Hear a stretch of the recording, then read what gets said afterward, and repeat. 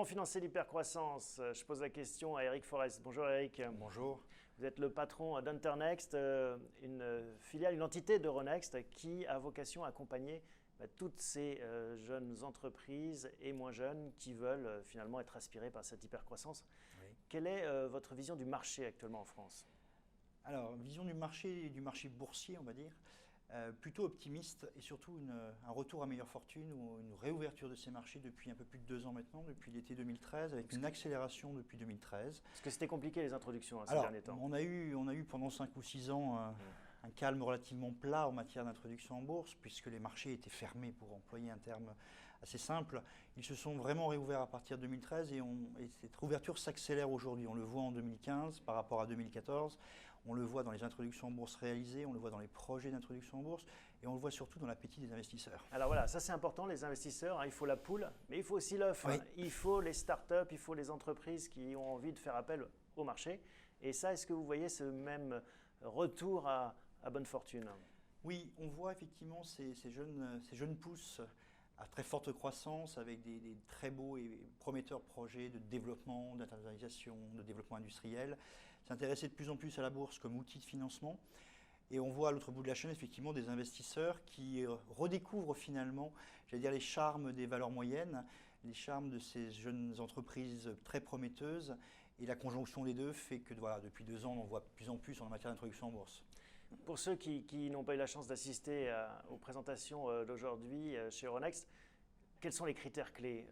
Je suis le patron d'une entreprise en forte croissance. À partir de quand je vais aller taper à la porte de la bourse? Il y a des critères clés, effectivement. Déjà, il faut avoir franchi le stade de la preuve du concept. Donc, il faut être dans une logique d'avoir développé son concept, avoir prouvé son efficacité et de chercher aujourd'hui des fonds pour l'industrialiser, pour aller s'implanter à l'international, pour recruter une force de vente, il y a tous les cas de figure, pour passer à une étape supérieure. Il faut gagner de l'argent, il faut être rentable? Non, la notion de rentabilité n'est pas un impératif, puisqu'on sait bien que sur ces secteurs notamment très innovants, très disruptifs, la rentabilité court terme n'est pas forcément ce qui est le plus usité.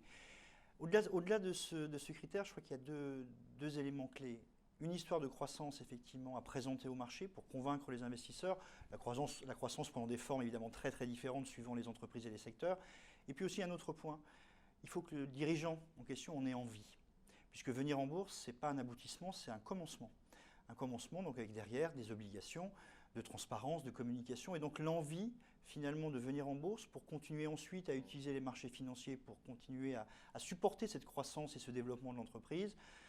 Donc si le dirigeant il vient à reculons, il est fort probable que le résultat soit une grande frustration pour tout le monde. Il y a un traumatisme dans la communauté financière française et au-delà européenne, c'est la cotation de Criteo au Nasdaq. Comment est-ce qu'on fait pour que le prochain Criteo vienne en Europe? Alors, c'est une très très bonne question. Il faut juste aussi se souvenir que Criteo, lorsqu'ils se sont cotés, était déjà largement américain dans son business, puisque plus de 50% de leur chiffre d'affaires était fait aux États-Unis.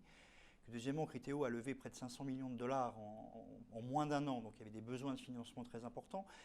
Et j'ai la faiblesse de croire... qu'ici, on finance peut-être des moins gros tickets? Non, justement, les choses évoluent. Mais Criteo, c'était il y a plus de 2 ans maintenant.